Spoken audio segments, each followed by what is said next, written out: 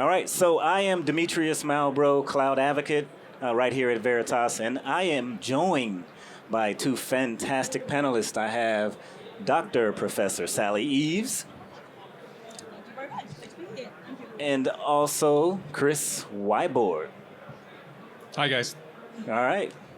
So we're going to talk a little bit about 360 defense in the age of AI. And everyone's already talking about artificial intelligence. I'm sure you watched the keynote this morning as well. But we're going to start off by asking around the cybersecurity skills gap, because it's very important that we continue to maintain the skills in order to protect our environments, especially in the age of AI. So, Sally, why don't you kick us off there? Absolutely lovely to be here, first of all. Great day so far. And for me, I think skills gaps is right up there. We talk about technology, the latest advancements, but if we don't pair that with investment in skills and skills uplift, we get left further behind. So I think massively key when it comes to generative AI in particular. There's a lot of misunderstandings. You know, we use the same terms quite often for different things. I think for me, with Gen AI in particular, it's almost as if there's only one flavor, to use the analogy of like a recipe or something like that. And it isn't just ChatGPT, for example, it's Llama 2, there's different variations. So it comes back to me about education and going back to data as a differentiator. So for example, with AI, it's the right model pairing with the right data. It's not separate conversations. Yeah, no, I mean, I think, look, skills shortage, I mean, that's why we're all here, right, at this show, is to kind of uplift our skills and develop them further. And it's in multiple areas. I think AI is just one of them. That's the new game in town, as it were, right?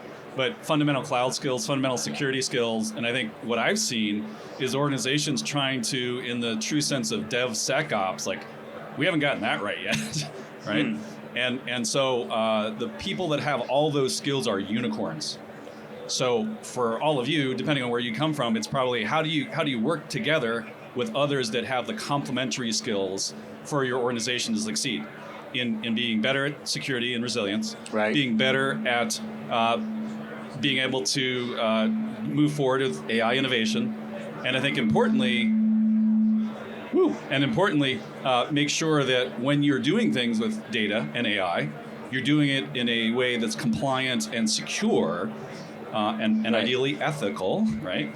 As well as just learning how to do it, which is where I think many companies are today. I mean, how many of you out there have like a defined AI strategy for your company? Okay, how many people feel they need to have one? Yeah, so see the gap, right? This is kind of where we are. Right? And can I come back in on that as well, absolutely. if that's Go okay? right ahead. But I think that's another key theme, and we saw it in the presentation just now a little bit as well, but there are a lot of these intention action gaps that we're seeing, and we see it in lots of the research surveys. For example, awareness of how important cybersecurity is, but then when it looks at things like visibility, etc., we haven't got that in place. So we've got this across the board. Education is another one, and it comes back to different forms of literacy. So supporting that, and for example, data uplift, skills literacy for every role in the organization. We talk about cybersecurity, shared responsibility. If you don't pair that with the right education for every single role, how are you ever going to overcome that? So it's the right complementary strengths with some of the technology I know we're talking about today, but also the right human investment as well, side by side. Yeah, I agree. I think it's people, processes, tools, all the above, right, that need to come together. Absolutely, it is. And since we're on this topic, so cybersecurity and artificial intelligence, so tell me, what do you think are, or maybe your opinion, around some of the uses of artificial intelligence when it comes to being more resilient and helping to protect around cyber threats, things like ransomware, etc.? Perfect. Okay, I'll go for two angles, if I may. Okay. So first one, going back to education, I think use of AI for personalized education and training. So there's something called metacognition, and it's kind of like gym for your brain in many ways. I much prefer that, to be honest with you, but it kind of helps you identify your learning style. So with all the noise, with all the need to know more and the speed of change and scale of that, AI can be used there to help you identify your learning strengths and kind of cut through some of that. So there's definitely an education link that I think is underexplored. I think personalized training across organizations, one of the biggest differences we can make. But the second one is definitely around use of supporting the overload we have in ops around cybersecurity. It's that management to get more proactive, active intelligence, looking at the threat noise, looking at the lost threats that we're not seeing. There's a lost security cost there too. So it's complementary strengths working together, being more proactive to the right role, right time. So it's hugely important, but it's not one replacing the other. Yeah, and I'll take another angle, right? So I think, as you guys know, AI is used by the bad actors as well. How do I make my phishing emails more personalized, more human? And that's the easiest point of attack. So they're using it on their side. So folks like us at Veritas, we have to use it on our side. And we do that to try and use AI to do things like anomaly detection. And not just against a data time series, which is kind of like table stakes these days, yeah? But also around administrative behaviors. So sometimes it's actually an admin trying to like log in again and again and again. They just like forgot the password. But sometimes that's a form of attack. And those compromised credentials are something that people go after as well. So within our product set, we use AI ourselves to help solve the problem. We don't do it on our own. But that's an additional signal that we can share with a partner that's a SIM SOAR vendor. There are plenty of good ones out on the floor here to talk to. And then they can get that lens in addition to the things they might be seeing from endpoints, network, et cetera, to do a correlation, say, hey, this is actually not a false positive. There's a real something going on here, and you need to pay attention to it. So, you want to add to that? I was going to say about compliance actually as well. Yeah. So use of AI there. So many different geographical differences. Again, huge speed and scale of change. Differences across different parts of the world. Again, like with NIST, with GDPR, DORA, etc. as well. The speed of change there is very complicated, and supporting organisations automatically being aware of certain updates and when certain data will be in scope of that, I think is key too. So I think AI in terms of governance and compliance is huge as well. And what you're doing there. Remember the days, I mean, I'm going to date myself, but people used to do like metadata tagging by hand. Remember that? Really? Right? Oh yeah. Well, so today, if simple things like, hey, are there patterns recognizable PII in your data? Yep. Wouldn't it be great if you knew that? So that before an attack ever occurred, you identified that, you did the classification, and you could actually then know, I was going to say if, but typically when you're attacked these days, unfortunately, you knew what actions to take. You don't want to be figuring that out in the midst of a war room scramble, right? Trying to respond and bring your enterprise back up. You know it ahead of time, so you can, for example, tell your legal team, do you need to send out letters to consumers or customers telling them there's been a breach, right? And so I think insight into the data is another form of AI that has direct correlation to the importance of governance as part of your overall cyber resilience strategy, paired up with what you do on the data protection and data security side. We kind of believe it at Veritas, and for those of you who hear Varun's presentation, that's what that 360 defense architecture is all about, bringing those three disciplines together to get a more holistic look at what's going on before, during, and then of course after an attack, where companies like Veritas, we've been doing that for years, helping you bring back the data. But at some level, that's the easy part, believe it or not, these days. Yeah, I actually love that. You mentioned before, during, and after an attack, because we know what's going to happen. And it might not be ransomware, but it might be something else. Could be double extortion, exfiltration. Something's going to happen. So let's talk a little bit about what are some of the things that the lovely people sitting in the audience can do maybe before an attack happens. Yeah, I'll jump back in on that, right? So let's go back to the thread I was just on around classification. One of the things you can do is also understand, is data overexposed? Okay. I mean, I'm sure nobody has developers that go do stuff in cloud with data that maybe shouldn't be there. Shadow IT. It happens, and so how do you find that out and proactively remediate that situation, whether it's putting better access controls around it or candidly removing or deleting that data, and in some cases, depending on what it is, maybe repatriating it back into the enterprise as opposed to having it in the cloud. I mean, all those are possible answers, but the key is knowing what you got. What do you have? Where is it? And importantly, what's in it down at that level so you can properly govern it and know how to respond when things do go sideways. Nice. I'd agree with that totally in terms of like visibility, complexity, integration being right up there as key challenges. I'd also say look back as part of the looking forward as well, because we're seeing lots of very bad actors coming together and collaborating and kind of reimagining old threats. So Emotet would be an example of that, for example.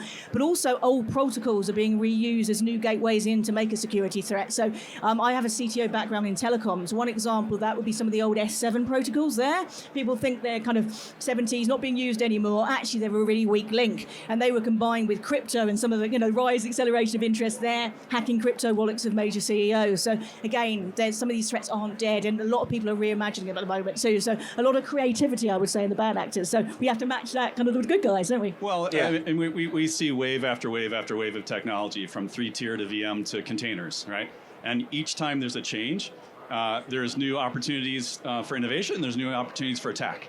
And so how do you make sure that you cover the spectrum of whatever you've got under management to be able to ensure that in addition to popping back up your infrastructure, which may be self-healing, for example, depending on how you're doing it, you also can do that with the data. So the data has to be as resilient as your infrastructure. If you're just doing part of that, you're kind of missing out on solving the problem. And again, this is where companies like Veritas can help. Yeah. Now, how many of you in the audience are using ChatGPT? 1, 2? Okay. How many of you are building your own large language models so you can keep that privacy data and tap into your own analytics? 1, 2, 1? Okay. So as you're doing that, so let's talk about maybe one of the implications and some of the ethical concerns just around building large language models and making sure that you're doing it in an ethical fashion, you're keeping it secure, et cetera. So, because I think that's a really hot topic right now. Absolutely. One thing that reminds me when you mentioned that too, linking it back to kind of diversity and inclusion in this sector as well. I think when we talk about ethical development and AI, often we talk about it from the algorithm lens, don't we, if you see what I mean? But actually there's a human side of this too. I think the latest count is 183 or something human biases that have been identified. So another big thing, going back to that first question about why this matters so much, you need diverse teams in security. It can be your secret weapon because you need to get into those different perspectives and points of view. So I want to mention that firstly. So part of doing this in the right way, the diverse teams that make up the building is incredibly important. So I want to kind of put that front and center, really. Nice. Yeah, I agree. I totally agree. And I think, what was interesting, and I'll give kudos to AWS talking about this in the keynote this morning, data is going to be your differentiation when it comes to training your models, too.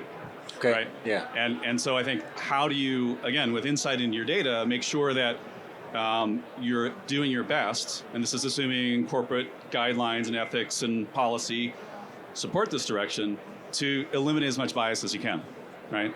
And in addition to the regulatory things that you may have to address, HIPAA and other PII issues. GDPR. Yeah, absolutely, yeah. CCPA. Data sovereignty. PCI. The list goes on, right? Exactly. And so having that insight and governance in your data, and then I'll put one more thing that we've been thinking about and talking to customers at Veritas about is what's the first thing you need to do when you're training a model? You need to assemble all your data together. Yeah. You need to dedupe it, and then you need to scrub it of information that doesn't make sense to be there. And so CSPs have one way to approach that. Mostly they cover their domain.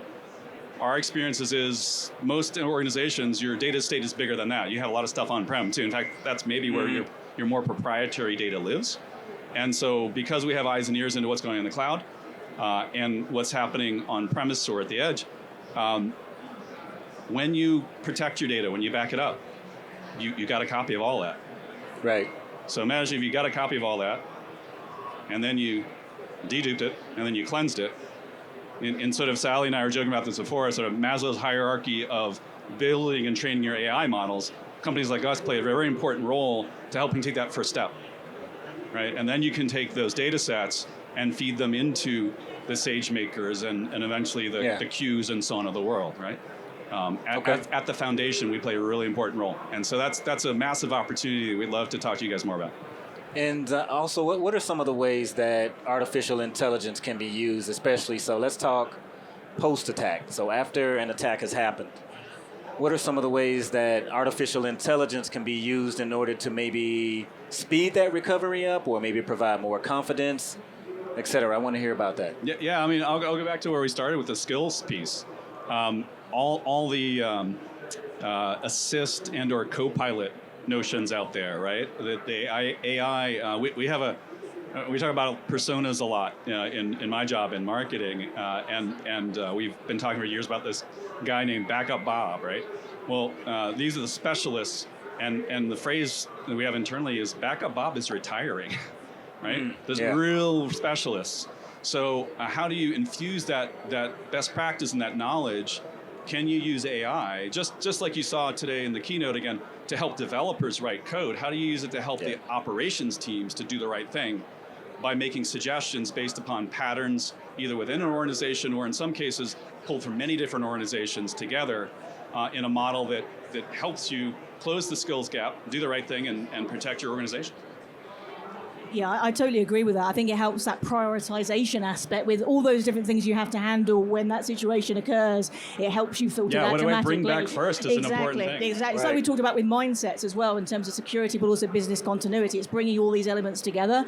But I think also just when we're talking here today as well, it also brings us in, we've got 360 behind us, haven't we? The holism of approach we need here as well. So the technology that we've been talking about in terms of AI, the skills training, but also the right change management process. So we're trying to be more agile to situations like this. For example, CI/CD is really appropriate for that type of technique. But again, you need to support people in that journey. The right AI ops teams, bringing together people from engineering, different diverse experiences, that all helps too. So we have to look at these things in a very integrated way, I think, to make the best results. Yeah, I totally agree. No, go ahead if you... No, I'm just Okay. big +1 to what Sally said. And just to let everyone know, I will, jump in anytime. If you have a question, just raise your hand and I'll ask a question for you. All right. So continuing to talk about artificial intelligence, and I know most of you said that either you're using ChatGPT already, you're building your own large language models, etc. But I really want to find out from you, as far as artificial intelligence is concerning, what are you using it for? Are you using it to maybe do your job better from a DevOps perspective or from an implementation perspective? Maybe hear from some of you guys a little bit later on around what you're doing for it. Now, Sally, I know you may want to talk a little bit about blockchain and cryptocurrencies and maybe some of the implications around security from that perspective, because we were talking over there and you said something interesting, so I think that would make for a great conversation. Well, yeah, I mean, A is such an area of interest, isn't it, at the moment, that the hype around this area always attracts, it's like anything, like with COVID, more attacks from a health-based point of view. Same thing with crypto, big acceleration at the moment, so we've got an increase of attacks there too. But I mentioned earlier, like use of old protocols in a way to get in there. I think the other thing we've seen is a lot of phishing attacks around blockchain and crypto. So, so attacking the people who are representing a particular program or coin or whatever it might be, and representing their organization and getting people in there. I've had personal experience because I've done a lot of kind of keynotes and things in blockchain. I've done a lot with the UN on blockchain for social impact. I had something on Instagram very recently where someone is trying to use that approach to kind of be me in terms of conversation. So it's so many different levels, and the hype around it attracts the attention. So it's a massive issue at the moment. Scary. Yeah, well, I mean, I'll just tie it back to data is the heart of your apps, whether you're using blockchain or whatever. Okay. And your apps are the heart of your organization these days, right? Every business is a digital business, so make sure your data is safe and recoverable and resilient. Because despite all the great things that a lot of companies out here will help you do on the prevention side, things inevitably go sideways. So what do you do then? And importantly, and we haven't talked about this enough maybe, like how do you plan for that and drill and be ready for it? So it's not day of, you're figuring it out, right? Yeah. Can I come in on that one as well? Because I think like the simulation side of this is hugely important. So again, education and giving confidence. It's not just access to training. You need to have the opportunity to kind of use that in action, like experientially. So we've seen a lot of things done well where you simulate that attack and everybody knows what their roles and responsibilities are. From the communications team, not just a text team, it's everybody. It's that shared responsibility. But if you not practice that and get through that process ahead of time and do it regularly, it's not like once a year checklist or something like that. It has to be an ongoing part of things. So the simulation of when something goes wrong before it does, I think, is massive. Yeah, I mean, at Veritas, we've talked to customers for years that, I'll go back to Backup Bob, right? They have a 5-hour recovery time objective, RTO. Yep. That's candidly the easy part. It's all this coordination between different teams that leads to how long it takes to actually come back. And it's unlike dealing with an executive deleting something by mistake, or even a flood or a meteor strike, right? These things are more clear path as to what you need to do. Oh, you do all these things, you bring the data back, you mop up after the flood. Well, when you're dealing with a cyber attack, it's very, very different. You can't just take the data and restore it back to production and say, we're good, right? You got to put it in an isolated environment, do the forensics against it, make sure that it hasn't been tampered with, and know, again, the order of operations in which you bring things back. Right, yeah. You can bring the data back, but if you haven't brought back your AD forest yet, for example, and that's been messed with, actually, in bringing back the data and then just turning that on, you open up more holes. Yeah. Right? And then, of course, it's an adaptive attack that's coming after you. It's not a static event. Yeah. And so there's just a lot more things you have to think about. It's a different approach to dealing with another type of data disaster, where the data is, human with AI assist on the other side. Yeah, and I'm sure a lot of people have large Windows environments in the audience, right? So you need to make sure that you have a capability that can actually help you recover your Active Directory, because bad guys, they're going to go after that. So go ahead, Sally. I know you want to. I was going to say, because your research recently, I think, was saying 73 days, wasn't it? The average time now to recover. So really that echoes. was actually an IBM security report. Yeah. In your article was mentioned. And the 73 Huge. days is not the 5-hour RTO. That's like the last step in the longer chain of making sure that SecOps, IT ops, all working together. Gosh, sometimes it's your board members checking in on how's it going? Yep. And making sure your comms plan is in place, and then doing the right thing step by step to recover from a different type of disaster. And also just practicing is your way of approaching that right as well. So important. A friend of mine works at the NTSB, and I think we've all seen some of those programs. You look at what happens when something goes wrong, and you're in that cockpit environment, for example, and there's a checklist, isn't there? And in certain scenarios, you need to do that in maybe a different order, and it's only in things of practice you realise what the true priority is, and that's my analogy of that. We've seen that situation. A paper playbook is not enough. Exactly. You got to do the testing and the drills. So what are some maybe automated, orchestrated ways that those in the audience can simulate and help their business be ready for when that thing happens, right? I mean, obvious tabletop exercises. Okay. But then beyond that, there are some vendors like us that provide tooling to do the non-intrusive testing. So it's actually using the real data, but then restoring to a different environment, making sure it works, and then making sure that you've got that orchestration plan automated. So again, you're not going to Bob needs to go do this, and then Sally needs to go this, and then Demetrius needs to do that. Right. It's actually run in an automated fashion. Okay. I'd also say look for new opportunity to skill and upskill and outreach as well. So again, it goes back to the skills gaps and things too. But as one example, I'm involved in a hackathon at the moment that I've put together. As part of that, you're using security software. You're mimicking attacks. This is financial services kind of point of sale attacks, but it gets you in those roles. And again, it kind of brings it to a new audience about this as a career too. And you're learning and you're getting rewarded as you go. So that's another way to kind of look at a problem scenario and kind of practice that out and get a lot of diverse opinions along the way and train people. So yeah, that's a really cool vehicle, I think. Awesome. Any questions in the audience? No questions? Okay. Well, I think we're pretty good to go. Thank you, no questions. guys. Fantastic job. Thank you, Appreciate everyone. that. We appreciate it.